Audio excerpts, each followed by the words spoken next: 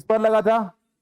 पार्ले जी बनाने वाले पर, यानी पार्ले जी कंपनी पर। वसूला किससे जा रहा है बेटा? आप पर। तो लगा किसी, कहीं पे निगाहें, कहीं पे निशाना, ये क्या है? Indirect tax. और जहां पे निगाहें वहीं हमारा निशाना, ये क्या है? Direct tax. समझ में आया कि नहीं आया? ठीक। तो इससे जो पैसा आता है वो कहां आता है? राजकोष में। और इसी को जो खर्च करती है सरकार, किस तरीके से खर्च करना है, जो नीति बनाती है, उसको क्या बोलते हैं? राजकोषीय नीति या फिस्कल पॉलिसी। क्लियर हुआ कि नहीं हुआ?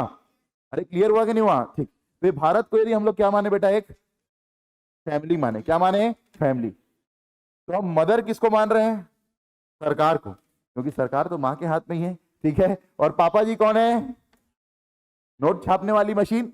हालांकि ये पुरुषवादी मानसिकता है, पैट्रियार्कल माइंडसेट है, लेकिन फिर भी मैं यहां पर सिंपल करने के लिए चीजों को बता रहा हूं कि मां के हाथ में क्या है? सरकार। और पिताजी क्या छाप रहे हैं? पैसा। यानी आरबीआई क्या इशू करती है बेटा? करेंसी। आरबीआई क्या इशू करती है? करेंसी। यानी नोट छापने के लिए कौन है भारत में?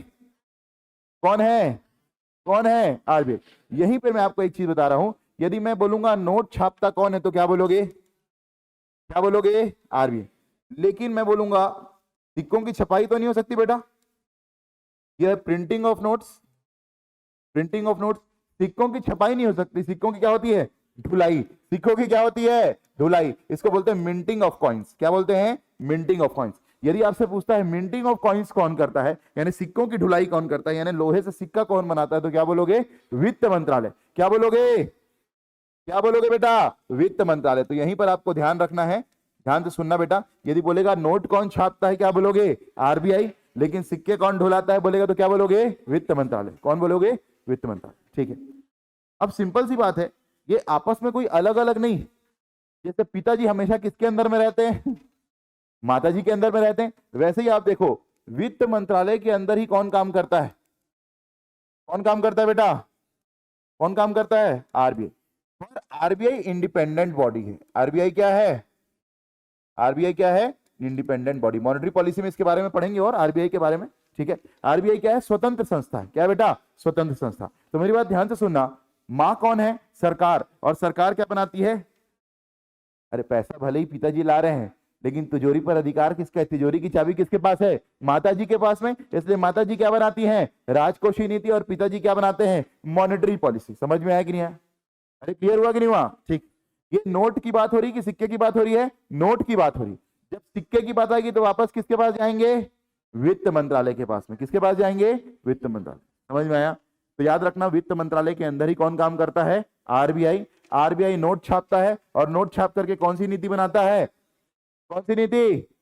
कौन सी नीति? मौद्रिक नीति, मनी रिलेटेड यानी मॉनेटरी पॉलिसी। और राजकोष पर किसका अधिकार है? सरकार का, यानी मां का। वो कौन सी नीति बनाती बेटा? कौन सा पॉलिसी? फिस्कल पॉलिसी, यानी राजकोषीय नीति। ठीक है। सिक्कों की ढुलाई कौन करता है? वित्त मंत्रालय। सिक्कों की ढुलाई कौन करता है? वित्त मंत्रालय। समझ में आया कि नहीं आया? नोट कौन छापेगा? मौद्रिक नीति कौन बनाएगा? राजकोषीय नीति कौन बनाएगा? कौन बनाएगा? सरकार में कौन?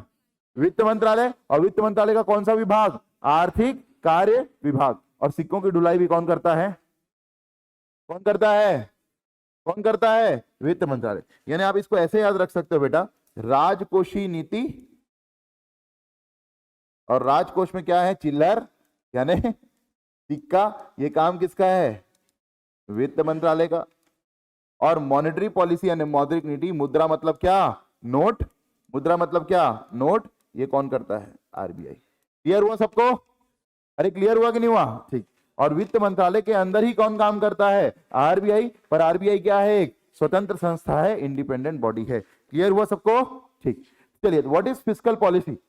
What is fiscal policy? कुछ लिखने की जरूरत नहीं है यहाँ पर, मतलब हाँ, आप लोग जो लिखना चाहते हैं वो लिख सकते हैं, लेकिन ये आपको यहाँ पर दिखाई देगा, तो ध्यान से सुनेंगे, इसलिए ताकि टाइम हमारा वेस्ट ना हो, क्योंकि हमारे पास टाइम वैसे भी क्या है बेटा? कम है, और कोर्स अच्छे तरीके से हमको कंप्लीट करना है। क्या है फिस्कल पॉलिसी? ये इंग्लिश में और ये हिंदी में। तो ध्यान से देखेंगे क्या लिखा हुआ है। सरकार कोई व्यवसाय नहीं करती। सरकार कोई व्यवसाय नहीं करती, इसलिए वह खर्च करने के लिए पैसा नहीं कमा सकती। सरकार कोई व्यवसाय नहीं करती, सरकार कोई बिजनेस एंटिटी नहीं बेटा, इसलिए वो खर्च करने के लिए पैसा नहीं कमाती।